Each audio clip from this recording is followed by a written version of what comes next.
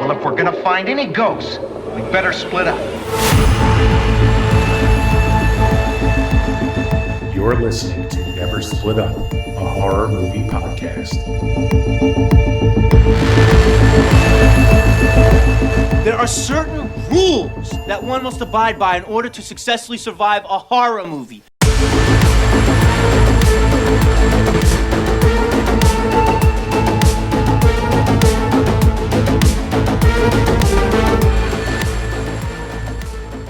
Welcome back, everybody, to the Never Split Up podcast. My name's Nolan, along with Anthony, and this is episode 52. And today we're covering a much-anticipated movie. You guys voted on this movie in our poll that we ran on social media, so thanks everyone for your votes. And that would be The Blair Witch Project, released in 1999. What's going on, Anthony? Nothing. How's it going? I'm excited to get into this one with you.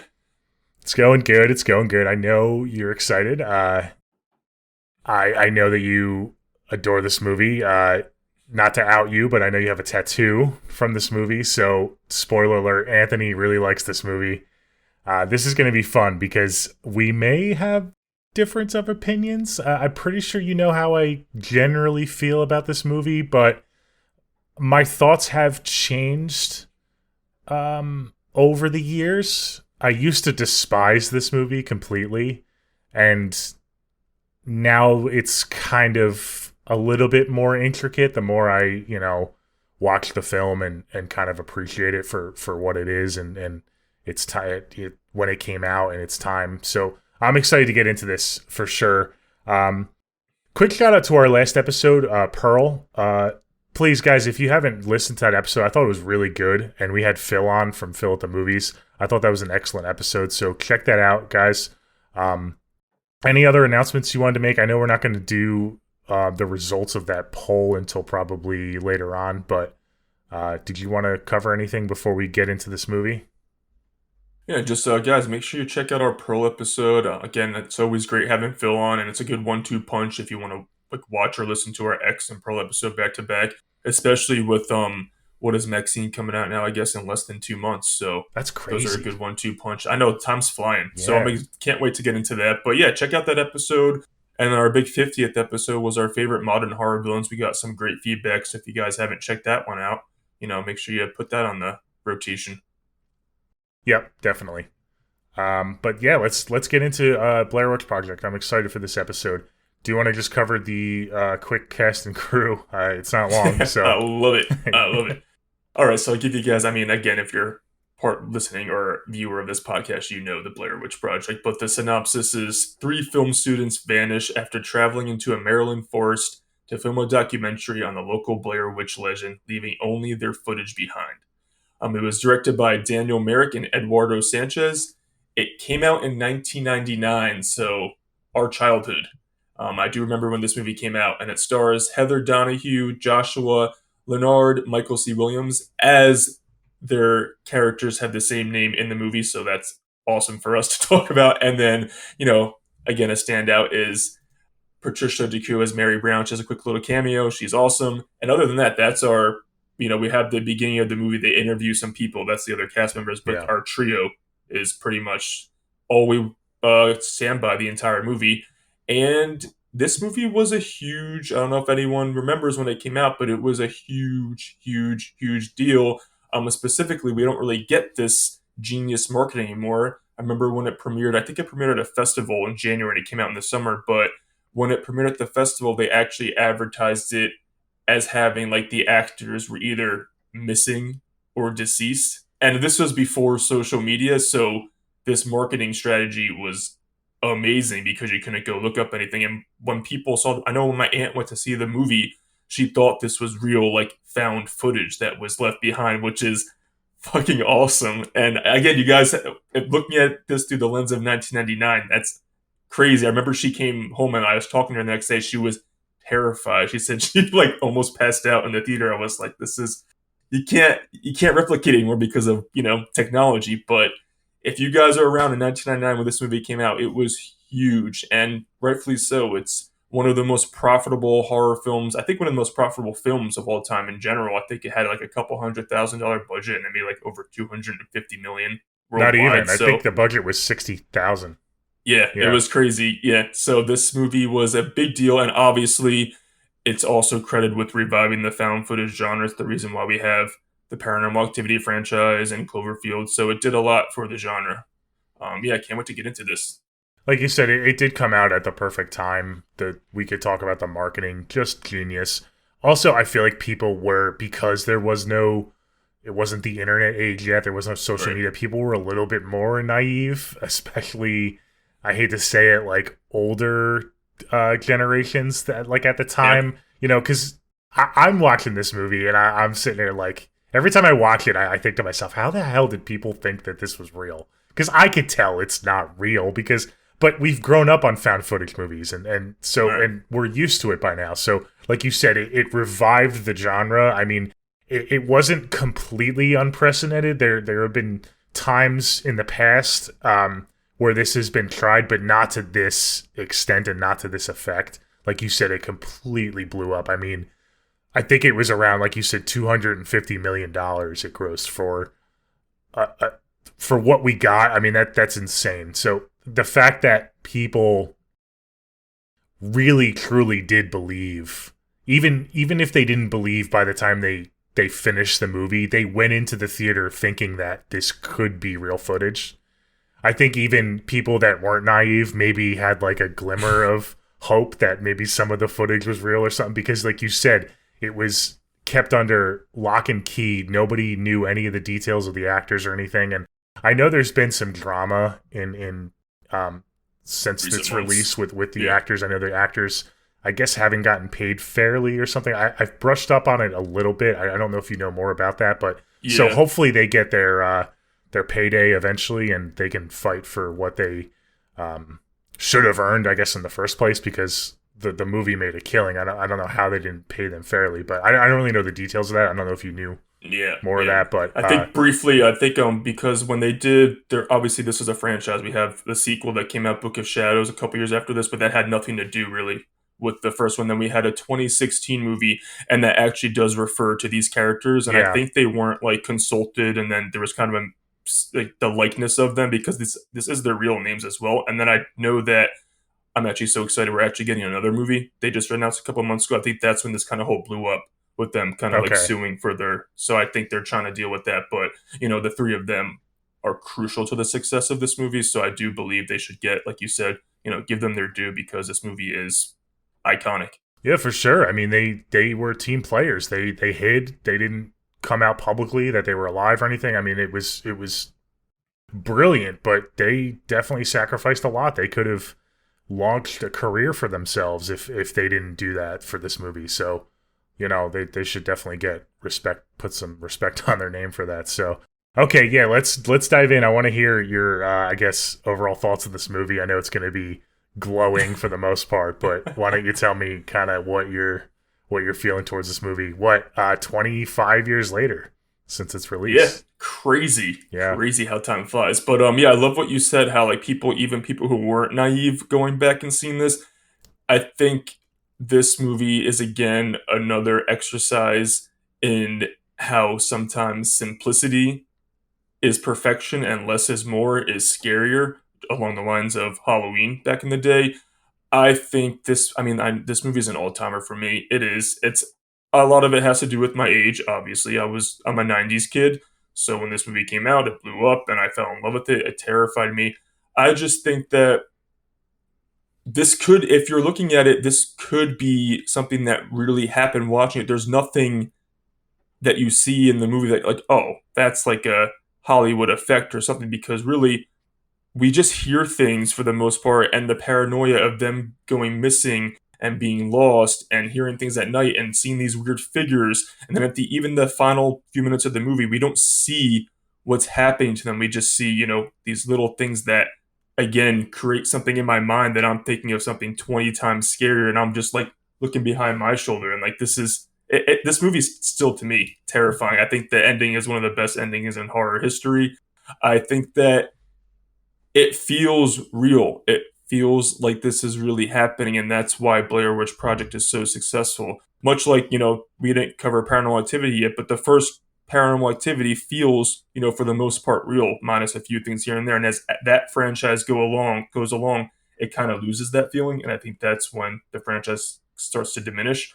But Blair Witch Project is just, it's an all-timer. I implore you, I don't know who hasn't seen this movie, but if you haven't, the way to watch, you can't watch this movie on a sunny afternoon on your phone. It's like, no. It's not going to have an effect on you. You have to watch it in the pitch black, preferably by yourself. Put your phone away, crank up the TV, and just experience it. And if you're not at least a little freaked out or creeped out or looking over your shoulder, you're made of steel, because I still get creeped out Really? if I'm watching this movie at night alone.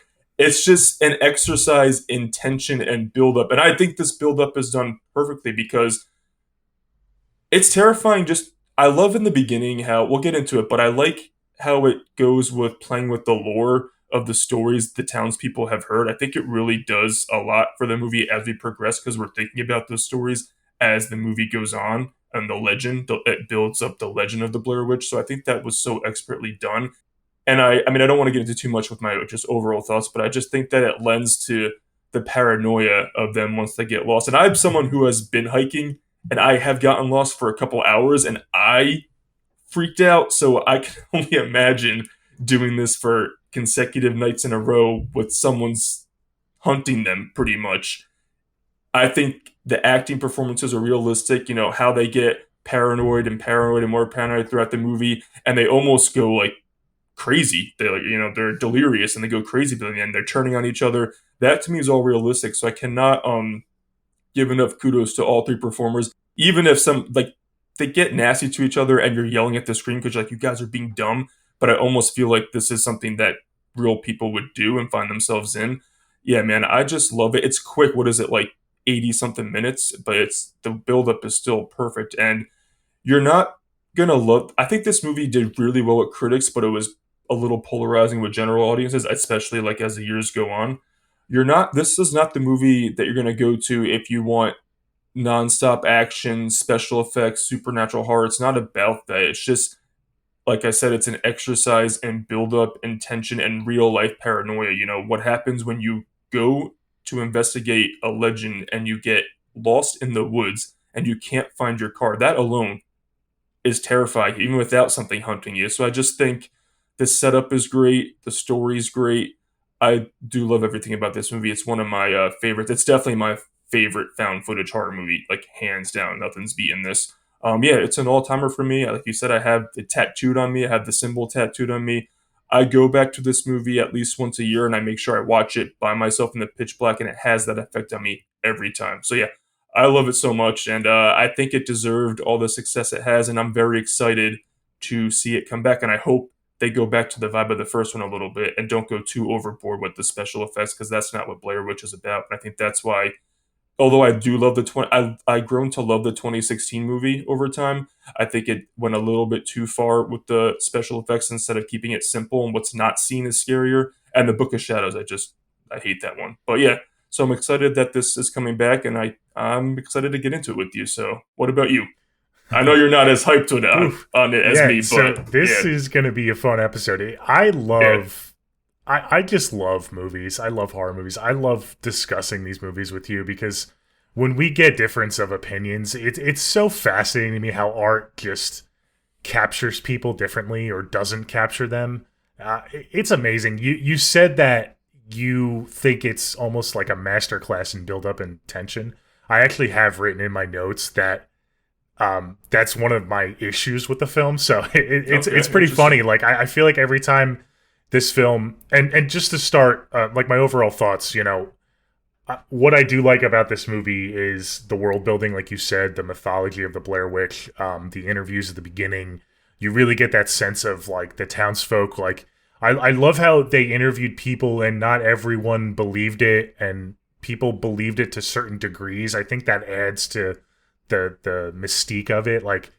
There were some people that were just yeah, whatever, it's the folklore, and then there were some people that kind of believed it and was yeah, it's kind of strange, I wouldn't go in the woods, and then there's other people that were oh no, it's real. So I like how they had those varying degrees of townsfolk. I think that added to it. I think that I like simplicity too. I mean, you talked about Halloween, how, less is more. We raved and gushed about that movie when we reviewed it on the podcast. It's our favorite movie of all time, favorite horror movie for me. So I don't disagree with you there. I just think that it could have been just a little bit more. I think it was tweaked down just a tad. I wish I got a little more. Like I said, with the tension, every time there's tension in this movie, it just fucking dumps instantly almost. And you either cut to the next day, or you cut to the next scene, or it stops abruptly almost. And for some people, like I'm sure for you, that's super creepy and eerie. And you get this quick buildup, and all of a sudden it's gone. For me, it doesn't really work. I wish the tension held a few beats longer, especially the ending. I don't want to get too much into the ending because it's regarded as one of the most iconic endings. I mean, that visual, the last is one of the most iconic visuals in horror, especially modern horror history. I mean, everyone knows what that shot is from. I just wish we got a little bit more. Like that shot in particular, I wish they held it like maybe 5, even 10 seconds longer. I always forget every time I've watched this movie how quick it is. You only see it for maybe 2 seconds, and that's pretty generous. It's a quick hit, and then the movie ends. I wish it was held longer, kind of similar to I'm just kind of spitballing here, kind of similar to Wreck, at the ending of Wreck, where you hold that shot at the end of her looking in the camera. So it doesn't work as much for me. The characters, Heather, man, she is up there with one of the most annoying characters in history for me, man. And it starts right off the bat with her interviewing the townspeople. She cannot shut the fuck up, and she does not stop interrupting these people. Like, every time I'm screaming at her, this might be my never split up moment. Shut the fuck up, Heather. Let them answer the question. She keeps talking over people. And then obviously as the movie goes on, like you said, they start to get at odds with each other. But I'm anti-Heather the whole way. So, some of the stuff that Josh and especially Mike does in the movie, I'm actually like rooting for them in a sense. So, like with the map and everything, I'm just like, fuck you, Heather. So, I don't loathe this movie like I used to. And before we really get into it, I do want to preface this episode by saying I understand we've already talked about its cultural impact and one of the most, if not the most genius marketing ever for a horror movie. I mean, you see the results, the box office and everything. So I definitely want to acknowledge that, but we're talking about the movie itself, and I have to judge the movie on what I'm seeing and not like, because I didn't see it in theaters. I never got that experience of, oh my God, this is real. I was 7 when it came out. I remember my brother, who's older, I've talked about him on the podcast before, he's 8 years older than me. I remember him seeing it, and I remember listening to him talking about it, seeing it in theaters. But by the time I had seen it, I guess it was at home, I had already known that it was just a movie. So I never got that authentic experience. So I know that's a hot debate, especially online. It's like, if you never got that, oh my God, this is real in the theater moment, like it's really hard to quote unquote get this movie. So I'm not trying to take away those people's experience for sure. I mean, that sounds incredible, and I wish I was there for that moment, but unfortunately I was just born a little bit too late. I mean, I wasn't going to the movies seeing Blair Witch when I was 7. We both got into horror movies pretty young, but that was a little too young for me at least. So, I wanted to acknowledge that before we get into this, because I don't want to start, bashing this movie and people just saying, oh, you don't get like how important it is. I get it. I just have to judge it based on what I'm seeing. So that's kind of what I wanted to say. So why don't we get into it? What do you want to talk about first? I mean, what do you think about my comments on Heather and the interviews? We did one there. So when I first, I remember being like, over the years, like, oh, she is fucking annoying, like, shut up. But now when I watch it, I'm almost like, yeah, she's annoying, but she's so excited because she's so passionate about this legend and about the Blair Witch and about like making her movie, and I kind of respect that. I, in a certain way. I see what you're saying. Yeah, I can. But Yeah. I get yours because it's almost like, all right, bitch, you're interviewing someone, let them give their side. Yeah. But I kind of can't help it be like, oh, she's so excited to like make her movie, and it kind of makes me, I'm kind of like a little charmed by it at the same time, if that makes sense. I get both sides though. But she's very excited to get this. She's the leader of this trio. She's like, we're doing this, we're getting it done, we're making a documentary, I'm making my movie, and I fucking respect that. So, but I do get, I get how people get ticked off by Heather. I get why people get ticked off by the three of them as the movie goes on, because Yeah, they all have their when moments. when you're in that paranoid state, unfortunately, you're going to do some dumb things, and they do turn on each other instead of coming together. Which, again, in real life, sometimes that happens when you're in a heightened situation like that. So, I get all the perspectives, if that makes sense. The viewers and the characters, why they do what they do.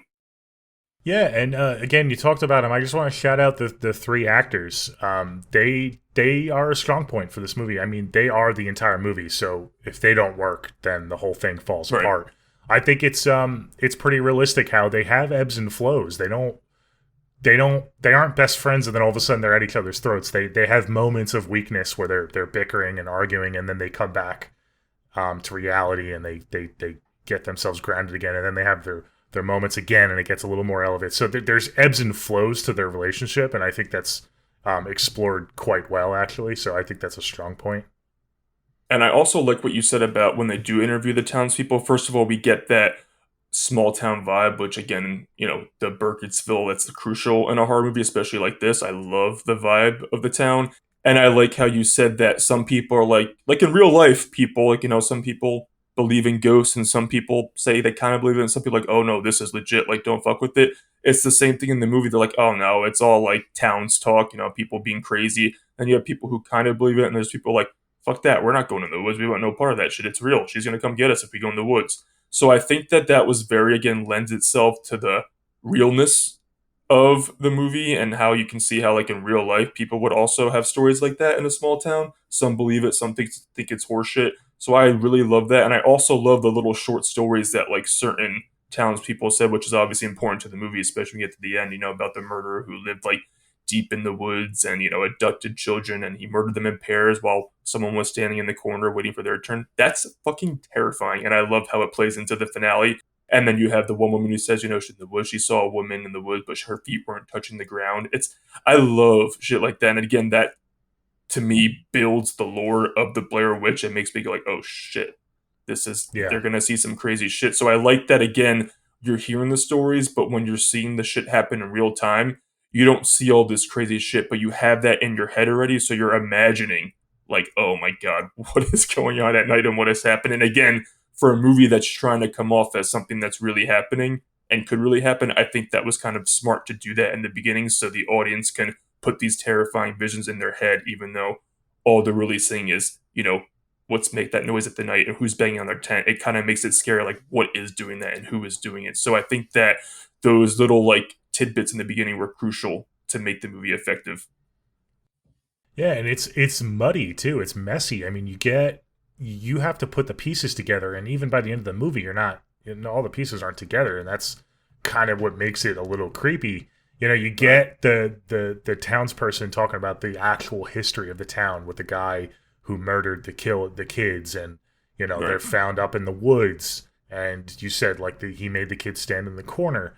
But then you hear about this woman in the woods, and okay, so we have a woman who's maybe the Blair Witch, and so was she the one that was controlling the guy, or is it the guy that's haunting the woods? Like, you don't know. There's a couple different ways I could see. I mean, I was very young when I saw this movie, so I really can't remember the first time I saw it. But if you're watching this for the first time, there's a couple different directions you can take this lore going into the woods for the first time. So it kind of, I agree with you there. I think it's pretty great world building for sure. I just wish, man, I just feel like this movie is this close for me. It really is. It's this close for me, and it just doesn't get there for me. You wanted to see a little bit more, hold on things a little bit more to affect you. Not see, like, you don't want to see creatures flying around. I know you don't want that, but you want to hold like in the moment a little longer. Whereas, which is fascinating because on the flip side, I actually think it's scary that we only see a little glimpse, because then Yeah. you don't. It just cuts, and you're like, oh my god, what is happening? Totally What's going get on? what you're saying, because there are other movies that does that to me, where it doesn't matter if nothing's going on. I am on edge, no matter how many times I'll watch a movie. I can't think of one in particular, but there are movies that affect me like that. But for some reason, this just doesn't do that for me, and I wish it did. But like you said, you still get the heebie-jeebies when you watch. Oh my god, I do, and I that's do. I crazy get, like, to me. I mean, you were talking about the ending, and I already got chills in my arms just by you talking about it. It's so fucking good. I don't know. I just fucking am in love with it. What about I guess because we're just gonna talk in general. Yeah. How do you feel about the concept? Because to me, the concept of going camping or hiking, and like again in this situation specifically, but getting lost in the woods to me is like kind of terrifying.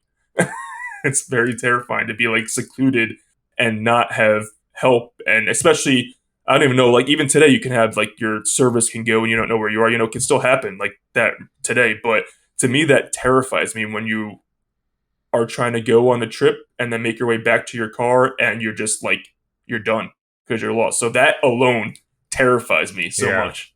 No, it's a good concept. It's I'm not a big hiker. I've never really been lost before, so I can't really.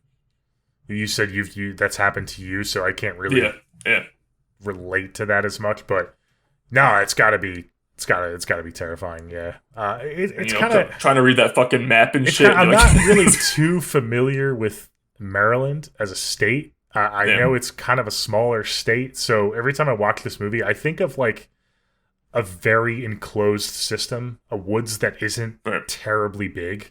And I think the Blair Witch is what's keeping them in there. Yeah. So, which is creepy in itself, for sure. But maybe if I got a bigger scope, and maybe Maryland does have giant forests. I don't know. We're from Jersey. I always think that this movie reminds me of the Pine Barrens and the Jersey Devil. I always wish that it took place in New Jersey instead, because then I could kind of conceptualize Jersey it a little bit better. Just the way the townspeople talk about it and stuff. It definitely reminds me of Jersey Devil. Reading about that as a kid, so that's kind of cool. But I don't really know like Maryland. The Marylands have big woods, so I feel like maybe that's lost on me. Like the sense of scope. I love that you said that. I like it because it could be them like in the first couple days, like they're actually lost. But then obviously, or it could have been the Blair Witch the whole time, keeping them out there. Yeah. I love that you said that. But obviously, as the movie goes on, we know it's the Blair Witch fucking with them, or something's fucking with them. But I just like how it could have just been them being lost, and that to me is still terrifying in general. Like they're stranded in the woods, and they're getting frustrated at each other, screaming at each other. Heather's fucking up with everyone's fucking up with the map. They're losing the map. It's like that alone. It's like, holy shit, that I would go crazy too. So that's why I do see complaints about people complaining about how they go too like overboard with being crazy like after you get the midpoint. But if I'm paranoid, like it's gonna fuck with my head, and especially if you're in the woods like that. So I kind of I disagree with that criticism. I'm not gonna say someone can't. It's not valid for people to have that, but I think that is a very realistic thing and characteristic that happens to people when they get into a certain point, going cuckoo up there, if they're lost or paranoid or, disoriented or something, because it's going to have an effect on you. I could see both sides of it because, I mean, they're not lost in the woods for weeks. It's only a couple days. So to a lot of people, I'm sure it's like, come on, like pull yourself together. It hasn't been months. But at the same time, they were only supposed to be out there like one night, I think. They were supposed to make it to that graveyard or whatever, spend the night, and then go home the next day, I believe. Or was it 2 nights? I can't remember. It was supposed to be 1 or 2 nights. So it wasn't not supposed to be like a weekend for a weekend trip. It was, exactly. So, I don't know. Well, they have that on top of shit that's starting to happen every night, which is adding to like, holy shit, something's going on out here. So that adds to it as well. Yeah, I have my issues with the characters. I definitely have my never split up moments. They're more than moments. They're sequences almost, but that's not one of them. So I guess I kind of fall on your side, but I definitely think it's because the way I look at it is I don't think it's realistic. I think it's the Blair Witch that's exacerbating everything. So I kind of chalk it up to that. That's why I don't have an issue with it. Well, the where they lose me though is, and we'll just get right into it. When he kicked the map. No. Even before that, I mean, when they initially get lost that first night, why the fuck are you setting up camp? I mean, you're not far from the car. It wasn't, like I said, it wasn't like a long journey. Just keep hiking through the night. You have flashlights. I mean, I try to put myself in their shoes, and I'm not a wilderness guy, but I wouldn't spend an extra night stationary in a tent, especially the second, third, fourth night after they start hearing things. I'm not sitting still. Just keep moving no matter what. Keep moving no matter what. You're going to run into something eventually. So that always bugs me. The first night in particular, it's like, guys, you're not that exhausted. Like, just keep going, you know? I don't know. Maybe you're not supposed to do that in the woods at night, I guess, but it's not like they're in Alaska. I don't think you're supposed to, but yeah. They're in Maryland, so... Well, and if someone's chasing you, fucking just don't sleep. And then, yeah, like I said, after they hear shit, they keep setting up tent every night. It's like, guys, you're just making yourselves vulnerable here. I guess there was a little bit of denial, you know, because they didn't, especially the guys, animal or whatever. The guys didn't totally believe the legend. They just wanted to get their footage and get out, so... I get that too, but that always irks me. I'm like, come on, guys, what are we doing? That's funny. I just want to comment on, I have never thought sticks snapping have never been so terrifying. The sound of sticks snapping than in this movie. The sound design of the stick snapping, it's so good. So I really just want to give kudos to the directors and whoever did the sound design. It terrifies me every time when you hear whoever, we don't know what's creeping up, but just the sound of the stick snapping, you're like, holy shit. That gets me. I think that's really well done. I don't know how you feel about that. So that's one thing I can relate to. So when I was a kid, I did go camping. I've never been hiking or I've never been lost, but I remember the first time I went camping, I think it was like one of the local state parks, you know, around in New Jersey, but it was at a campsite, and I'm in the tent, and I must have been maybe 8 or 9. I was with a buddy, and there's a lot of noises at night in the woods. I don't know if you've ever been camping like in a tent before, but I was up all night. I was fucking terrified. I don't know if that's because I watched too many Friday the 13th movies or something, but dude, it's scary when you're out there and you hear twigs snapping and branches, like even just the wind. That old adage, oh, it's just the wind. Dude, when you're in the middle of the woods, and especially if you're not used to it, like I wasn't used to it, it's scary. So I kind of relate to that for sure. Yeah, I think that was so, again, like real life experience right then. I think how they added it in the movie, it could be something that just is a noise or an animal, but it also could be, oh, the Blair, someone's coming close to us. Someone's like, it's someone's fucking with us. So I think that was really well done. Obviously, I think Mike is an idiot when he kicks the map into the creek by accident. But out of frustration, I almost also get the headspace. He could be so, like, you know, we're lost. Like, this map isn't doing shit for us. Like, fuck the map. But obviously, I don't blame Heather and Josh for snapping at him, because that's just absolutely ridiculous to throw it out regardless. But then they have, and I don't know how to use a compass, so they try to use Heather's compass. But I love when they discover the sticks hanging from the trees. That's the tattoo I have. I think that's also super eerie and super creepy. Again, it's the subtle things. It's not like anything. There's no like jump scares or anything. It's just the subtle things that are building up that are like, oh my god, this is creepy. It's giving me on the edge of my seat. So I love shit like that. And then I think the night when they hear the sounds and you can hear like children laughing, I get it adds to the lore of what we hear, the stories in the beginning when, you know, whoever's kidnapping the infants. I think that's terrifying. Again, children laughing are terrifying in general.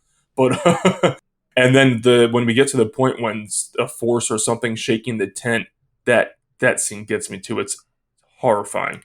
That scene, that fucks me up every time. So I love the build up where nothing like supernatural crazy is 100% happening, but each night it gets kind of a little more heightened slowly. So I appreciate the build up.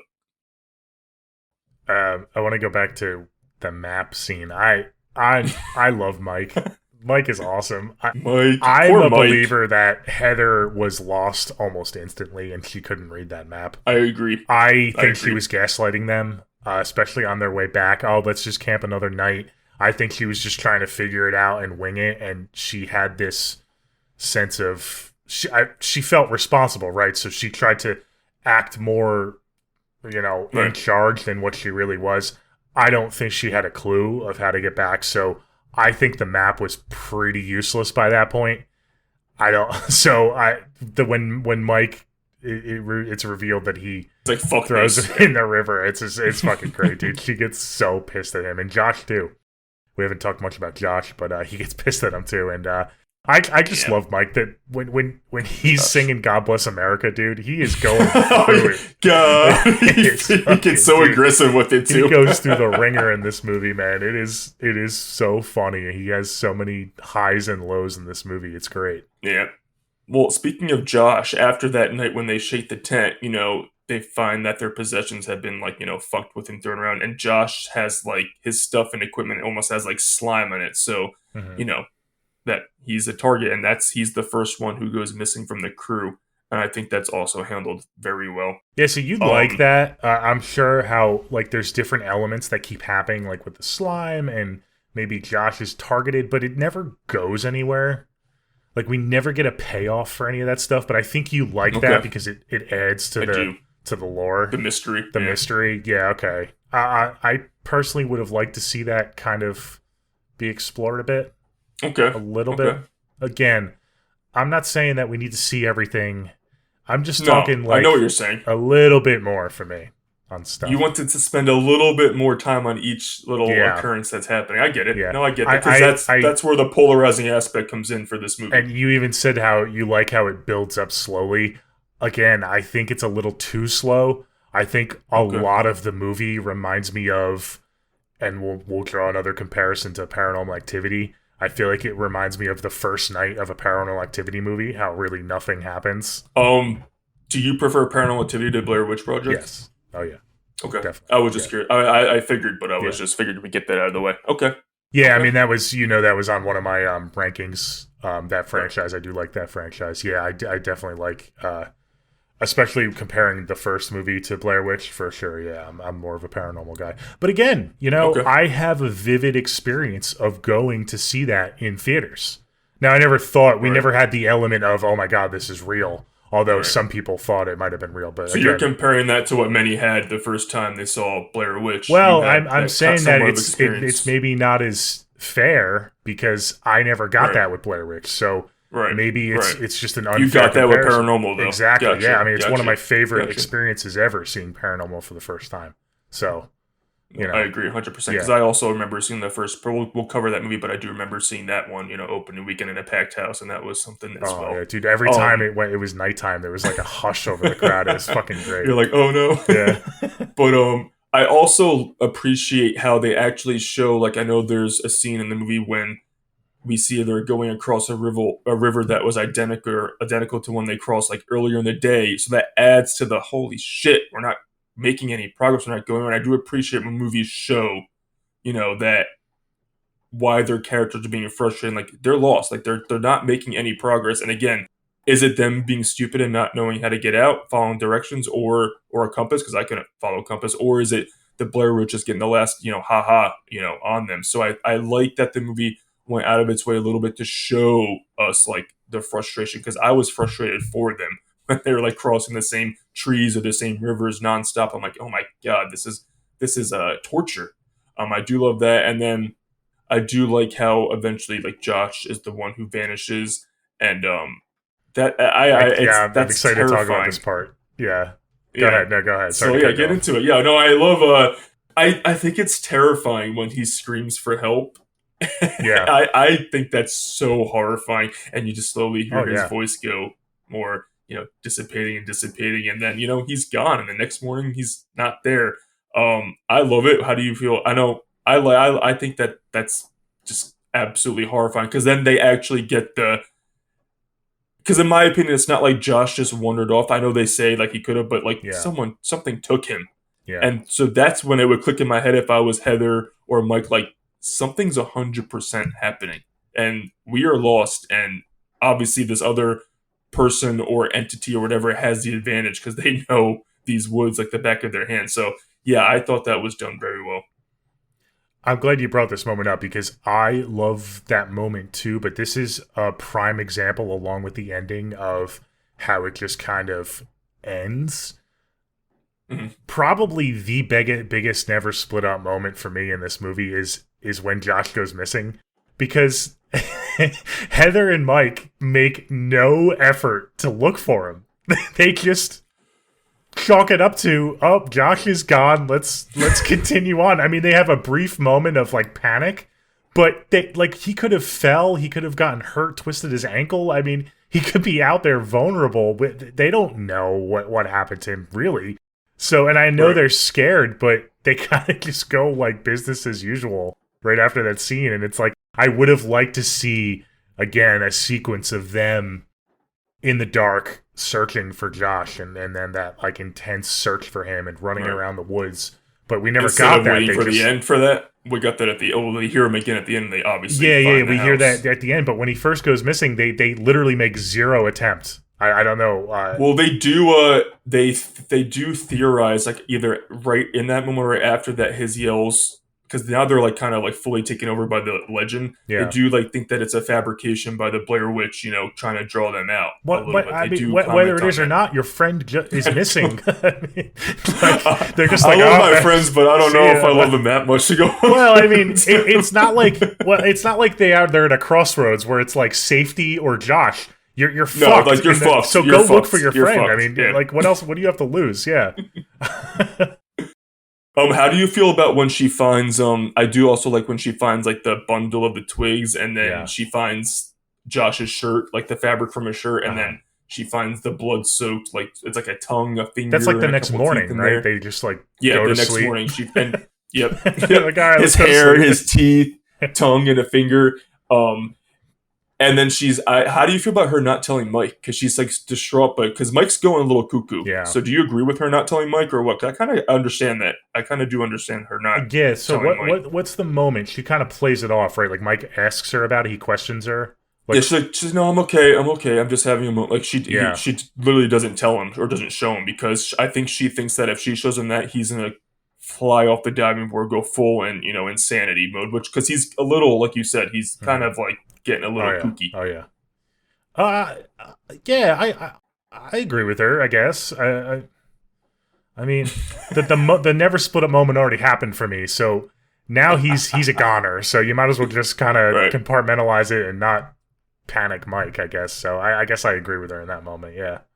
And I do like how, like you said earlier, she kind of felt an ownership once they got lost. That like she's the one who brought them out here. Yeah. So she's responsible. So I do think that again, it's an iconic moment. It's on like the posters and the clips. I do think that it's very crucial and a good moment for Heather, whether you love her or hate her.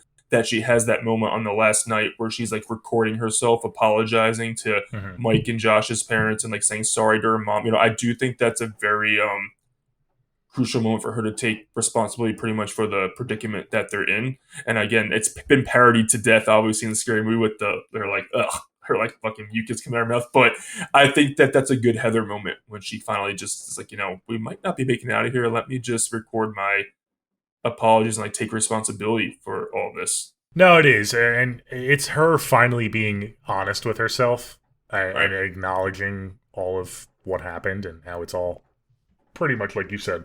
It all was started by her. It's all kind of her fault. I mean, they all kind of. It's not like she forced them into the woods, but I mean, she should take most of the blame. It also pisses me off though because it's like. You have the sense to own up to it to a camera, but you couldn't do that to your friends. You had to act all tough and I know what I'm doing, and you guys are the problem. I'm not the problem. It kind of also pisses me off, but it's an iconic moment, so I can't really bash it too much. And I think it was important to her to have that moment because you really get right before our final sequence. You really get the sense that these people are pretty much at their wits' end and they're not making it out. I mean, it's pretty evident at that point that they are. It's so way in dark over their and head. gloomy. Yeah, I love it. I love it. The only thing I'm not defending her because I agree that like she should have like owned up to them in person, but the only reason I would say maybe she didn't in her headspace at the time is she's trying to somewhat keep it kind of positive and keep them from Yeah. fully going off the rails, which obviously they already are. So I can kind of see her point too, but I agree. Like, at least talk to Mike and his friggin', and you have Mike right there with you. But I mean, this is when we get to in my opinion, this is the all timer ending. It's so good. I love that it starts again by them hearing Josh like calling out to them. And again, I'm like, oh, that's not Josh, guys. What are you doing? It's not Josh. It's not Josh. But maybe it is. Who knows? And they follow his voice to the abandoned house, which we heard in the beginning of the movie, the murder. I think his name was like Rustin. I forget the name. The killer or whatever. The guy they talked about in the beginning. But they find like the abandoned kind of like house ruins of the killer in the beginning, and I just love when they go in, you see like these demonic symbols everywhere, and like the children's like bloody handprints on the walls. I'm like, oh fuck, I'm sorry, I love you, Mike and Josh, but I'm not going in that fucking house after you. Like if I was in that situation, there's no fucking way I'm going in that house. No fucking way. I don't care who I hear screaming. I don't give a shit. Nope, no thank you. But I just think it's the way it's built up in that moment when they're going through the house and they like quickly flash to the wall. You see a symbol. You're like, is there going to be something in the corner? And there's not. It's just you're so on edge, and it's so my blood gets boiling in that moment. My heart rate goes up. And obviously they think they're hearing Josh from upstairs, but they hear. And then Mike's like, oh my god, it's coming from downstairs. It's coming from downstairs. So I love how that's what the Blair Witch is doing to get Mike and Heather to separate, because obviously she's doing a voice upstairs and downstairs, and then Mike runs downstairs so quick, and Heather, she's annoying, but her screams in the house at the end, they're like blood curdling when she's like begging him to wait. Oh my god, it's so good. And then I just love how we just see Mike go into the basement thinking he located Josh, and then all you hear is like his camera drops. So obviously something got him. And again, you might not like it because we don't really hold on anything, but I think it's terrifying that we just cut back to her and it's like, what the fuck happened? And then Heather just runs into that basement yelling. And then to me, this is just like a bone-chilling moment when you get the quick glimpse of Mike in the corner facing the wall. I'm like, oh fuck, she's done, because if you remember from earlier, whoever's standing in the corner, the other pair is getting killed. They're waiting their turn. I'm like, oh my god, this is terrifying. And she calls out to him and nothing happens. He doesn't react. And then obviously some force, assaults or takes down Heather. And then she screams, drops her camera, and that's the end of the movie. I think it's brilliant that we don't ever see the actual Blair Witch or creature. I know some people hate that we don't, but to me, that's what makes it more terrifying, because what's in my mind is going to be way more terrifying than some CGI or whatever, even practical effect creature we see. So I think that it's terrifying. It's perfect. That ending gets to me every time. It never won't get to me. I always love showing it to someone who's never seen it in the pitch black to see the reaction, whether they love it or hate it. Yeah, this ending is one of my favorites of all time. It makes sense because this is an all-timer for you. Right. There are things that I like about this ending. I love the uniqueness of the fact that they both have cameras and it switches back and forth between them. I think that's really cool. It kind of disorients the viewer sometimes because it cuts really quick from Mike to Heather and then from Heather to Mike. It's, you don't really know where you are in the house at all times. I think that's really good. I have a major issue with, and I don't think it's my setup because I've had this before and I have a pretty good sound system. I have a Bose soundbar, but I feel like the sound mixing at this ending is really poor. If I didn't have subtitles, I wouldn't hear anything. So I'm watching the subtitles and it's saying like grinding noises and screeching, and I don't hear any of that. So if I didn't have the subtitles, I would have no idea what's going on. So I don't know if that's just me and I have poor hearing, but I was watching it, like I said, with my soundbar. It was pretty loud too. And I've watched this in the past and I've been confused. But it's almost like if you don't have the subtitles, you don't get the full context of what's going on. Do you feel that? Okay, I love that you brought that up because I believe it's made out that in some sequences in that final 2 minutes, the sound is coming from one. I think like in the sequence when we see Heather go back down, but the sound is kind of weird. We hear her screaming, but it's kind of faded. And we hear other screeches. The sound is meant to be coming from Mike's camera, but we're visually seeing what's happening through Heather. That's what I took from that. Like we're kind of like hearing one thing from one person's camera, but we're in the visual aspect of someone else's. So it's kind of, that's where I'm getting the kind of that the sound's not accurate 100%. That's what I took from that. I don't know if that makes sense to you. Okay, maybe that's what throws me off, but to me, I just don't hear anything. Like when the subtitles pick something up, and maybe it's the subtitles playing tricks with me, I'm like listening, and I'm like, what? I don't hear that. So I hear some screeching, but obviously it's mostly Heather's screams that take over the whole thing. But I do hear some like weird screeching at some point. Yeah, it's more of the inanimate sounds. Yeah. There's a lot of sounds that pop up on the subtitles, and I just totally lost. Okay. And it happens kind of throughout the movie. I picked up on it, but I feel like it's very prominent on this ending. Maybe the subtitles are fucked up and it's like AI generated subtitles and they're just picking up like camera noises. I'm not sure actually about the subtitles. I'm not sure. How do you feel about the whole like staying in the corner thing? Does that get you? Because that freaking gets me every time. The whole like you wanted them to hold on it longer. Yeah, I did. I feel like to me personally, when I get scared and suspenseful for a movie, I like those shots, like holding this. Like, so if they would have held that shot for, dare I say, 10 seconds, my heart would have started racing the longer it was held. So I feel like I can never get there. By the time I start to get there and I realize what's happening, it's done. And I have to just like almost go back after the fact and kind of conceptualize it. So I don't know, maybe I react slower than you do. I think it's interesting because I'm like the opposite. I'm like, oh my god, it's happening so quick. Because the image itself is pretty terrifying. I mean, you've seen the image online and stuff. Every time you see it, it's like, oh man, that moment, like it's so iconic. But then when you watch it in the movie, it is so quick. And I know it works for some people, and I'm glad it does. It just, not for me. I agree with you with Heather's screams. I mean, I think I had to turn the TV down when she was screaming. I mean, they're fucking loud. Holy shit. I'm surprised the whole neighborhood didn't wake up. Yeah, she's so good. And I love that.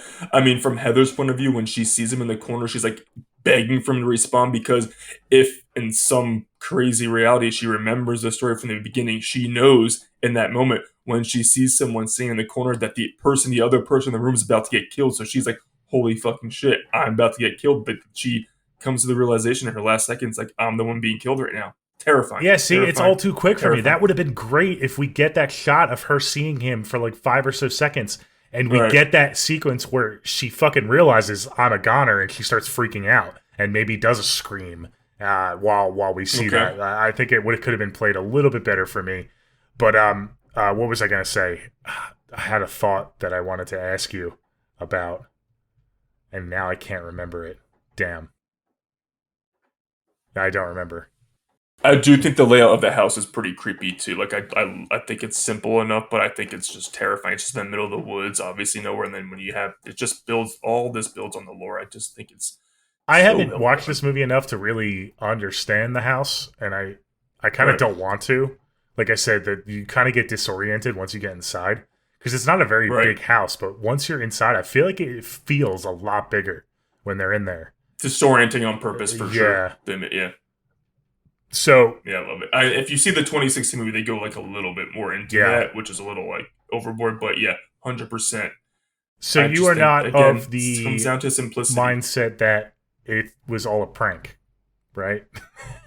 That Mike and Josh were just fucking with Heather the whole time. They are dead. All three of them are dead. All right. That would fucking be. Come on now. They're gonna come back in the new movie and just prank all of us.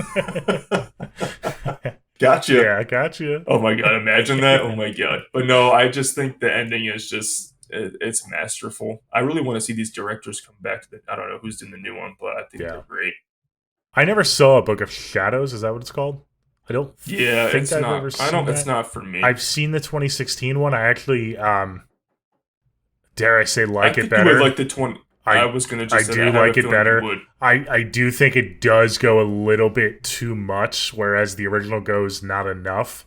But I prefer that they go a little bit too much, if that makes sense. Okay. So I do think the newer one is a little bit better. It's tough though, because I mean, this movie was made for $60,000. You know, for what they did for the budget, and it's almost like, for you at least, you have to be so grateful that they didn't have a bigger budget, because everything was, you keep saying like everything feels real. It's because it was real. I mean, everything actually did happen because they didn't have any like special makeup effects or props or CGI, God forbid, you know? So that's kind of lends itself to the authenticity of everything. You can almost see, feel like a movie to me. You can almost feel reality. Like at nighttime that the crew are outside the tent, like actually placing the sticks and making noises and stuff, you know? So some of behind the scenes trivia, they actually would give them a map, and like it'd be a fake map. So they actually did get they get frustrated in real time. The actors in the movie, they would like fuck with them at night, like do shit to them just to get them that heightened sense of like what the fuck. So they did fuck with them a little bit during the making of the movie, and I do really come to appreciate the 2016 one. But again, I get why that's why you like it more, because it does hold more and it does go a little bit further into the lore to like it, and it does show a little bit more too, which again I've warmed up to because it balances out the both. I think they're good. You should watch them both back to back. Actually, I think you should. I haven't done that, but I think watching the 2016 one has actually made me like this one a little bit more, just because of the lore and stuff. You get that world building, so I do think they do lend itself pretty good. Have you seen the movie Lovely Molly? I know a lot of people didn't like. I fucking loved it. It came out like I don't know. It came out like I think in like the 2010s. It's the director of this. One of the directors did it. I think it's fucking good and really scary. It kind of has like a similar like creepy vibe. I don't know. I want to cover that one day. We'll have to cover that one day. It's just a side note. It really worked for me. It really worked for me, that movie. So I guess I might be a fan of this director. So we'll have to cover that one day. I was just curious. That movie gets to me too. It's pretty creepy. But yeah, overall, this movie is, like I said, it's one that sticks with me. It's an all-timer. Again, it might be the millennial in me too, but yeah, this is one of the all-time greats for me. Especially, I mean, when it comes to found footage, this is the GOAT for me, for sure.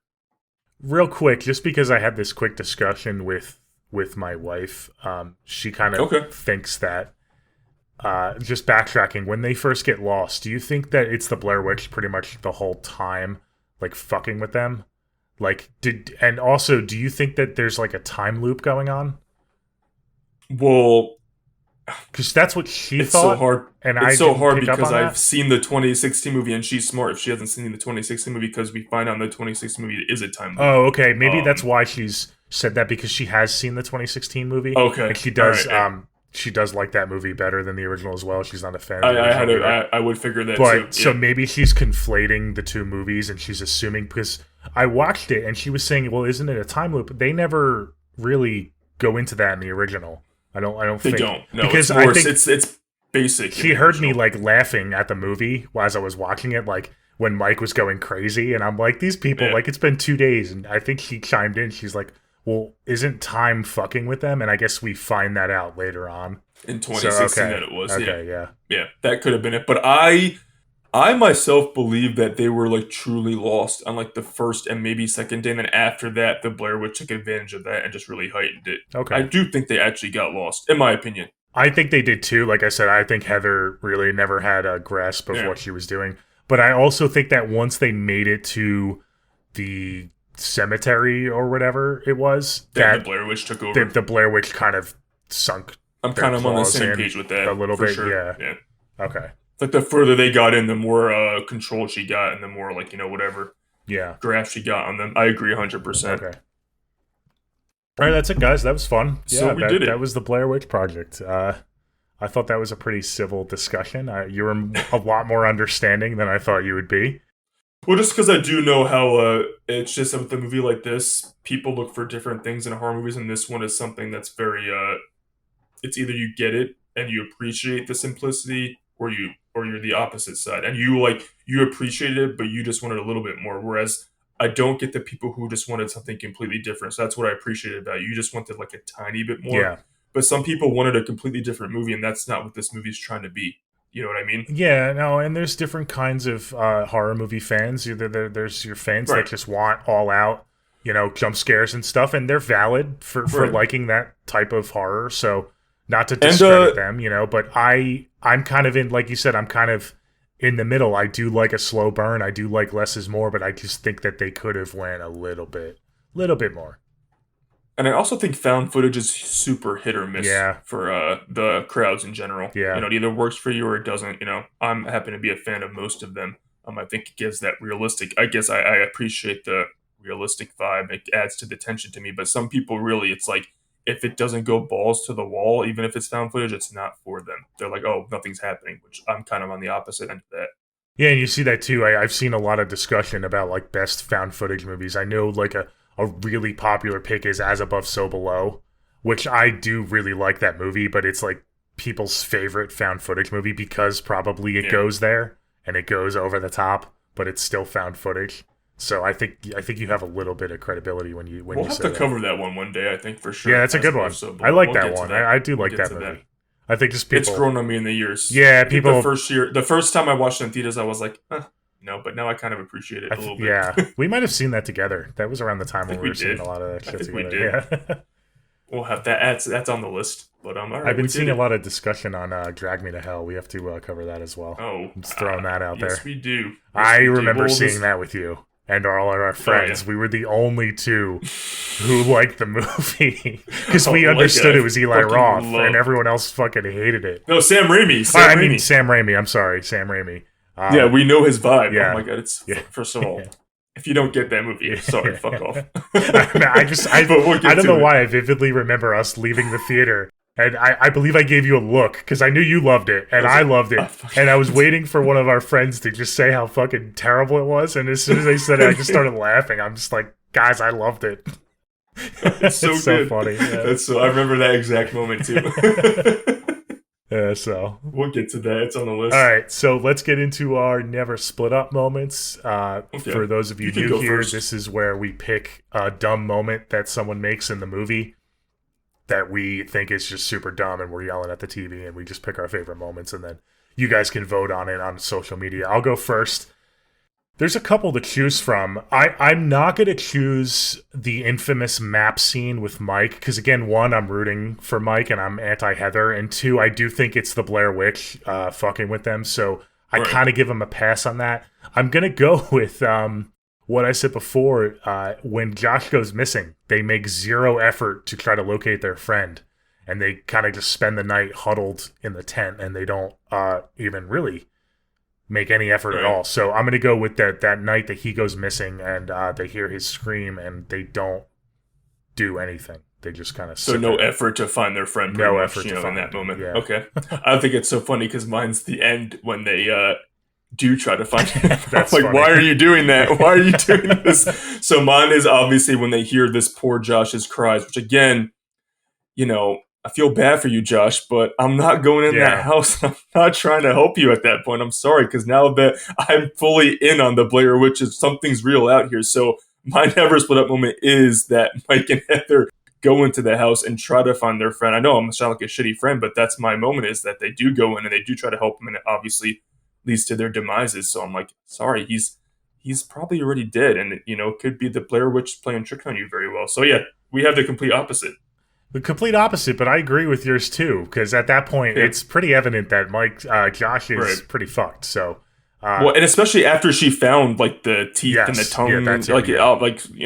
So I what mean? would you do? Would you if you stumbled upon that house? I mean, it's your first sign of anything in days.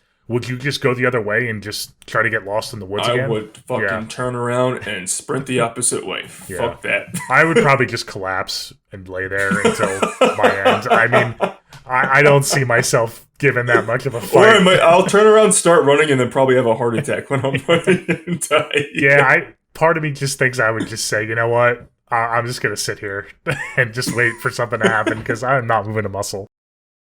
Well, at that point that obviously you're kind of screwed Yeah. no matter what you do. Yeah.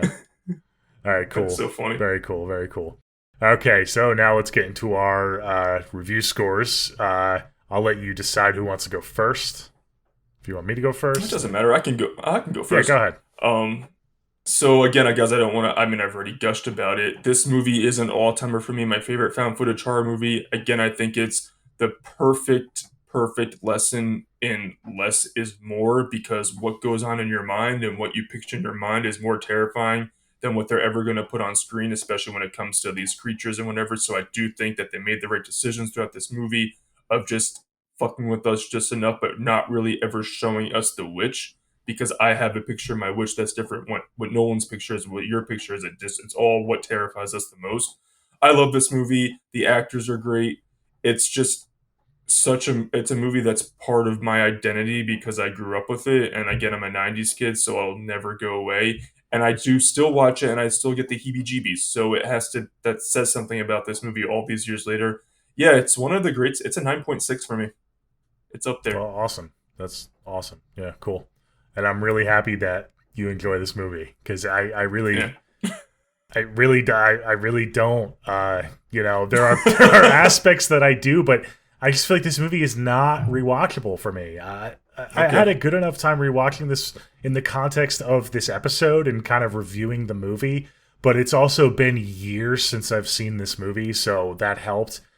You watch it every year. I don't know if I could do that. I just think there's not enough there for me to kind of make it that all-timer rewatchability.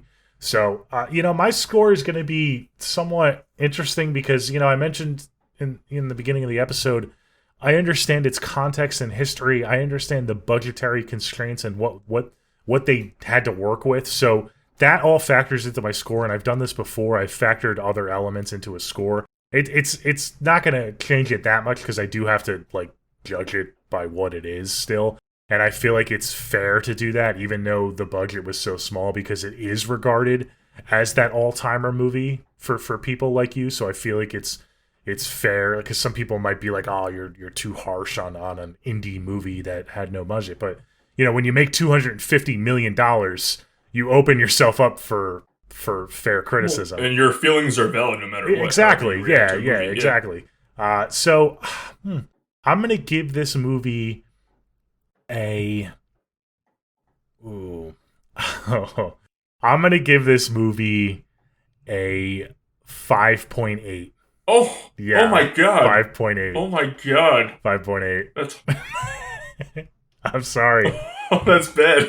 Yeah. No, this is your lowest rated it's movie mediocre. So it's pretty mediocre. It might be my lowest of the podcast. It is. It is. Holy shit. Yeah. And I didn't want to go. You're probably surprising a lot of people how low it is, because I didn't want to be super, super negative on this episode. Because I was mad you gave Scream 2 a 7 and you're giving fucking Blair Witch Project a 5.8. Holy shit. This movie, and it just, again, it really ticks me off because I feel like it's so close for me to go from a 5.8 and to just skyrocket, but it's just doesn't quite get there.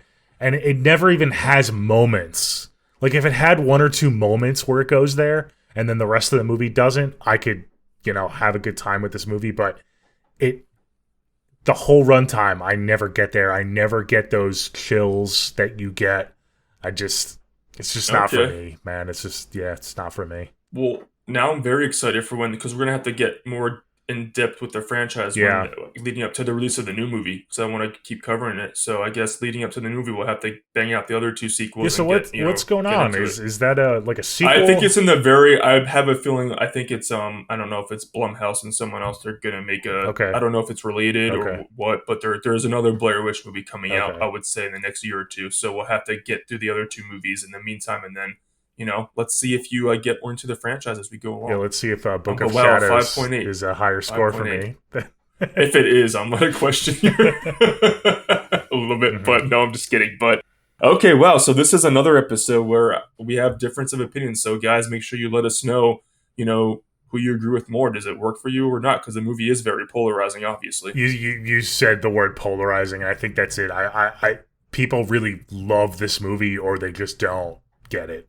Right. It works or it doesn't. It works or it doesn't. It is I feel like one of the prime examples of that. So I don't think you're going to get many 7.5 scores. It's either going to be 8s and 9s or 5s and 6s. It gets under your skin or it just doesn't work for you at all. You know what I mean? Exactly.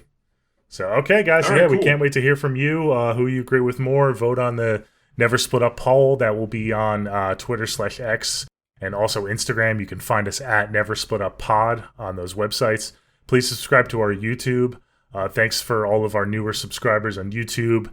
And thanks for listening. Thanks for watching. Until next time. Oh, do you want to announce our next episode? Yeah, I was cut in, but yeah, let's go ahead. So we're gonna go back to a very new release.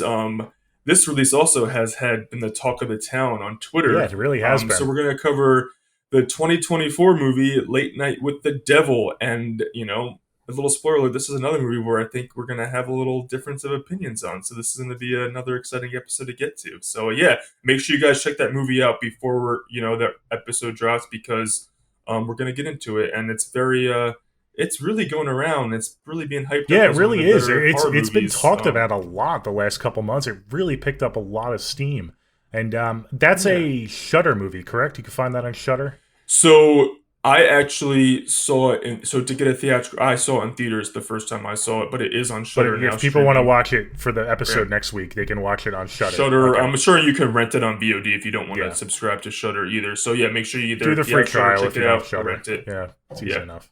So that's an interesting one too, because I do have opinions on that movie. Can't wait. I do as well. So, and I can't wait to rewatch it. I actually haven't rewatched it yet. So, Okay. once you told me maybe we should cover it, I was like, oh, cool. I'll save my rewatch for when we do. So look out for that. I believe that'll be released next week. We're gonna try to get back to weekly episodes, guys. I know it's been kind of a lull. I have a new baby at home, busy lives, so we're trying to pump these out as best we can. But sometimes we have to stick take a with week us, off. guys. Stick with us. We'll get back to it. We're getting back to it. Yeah.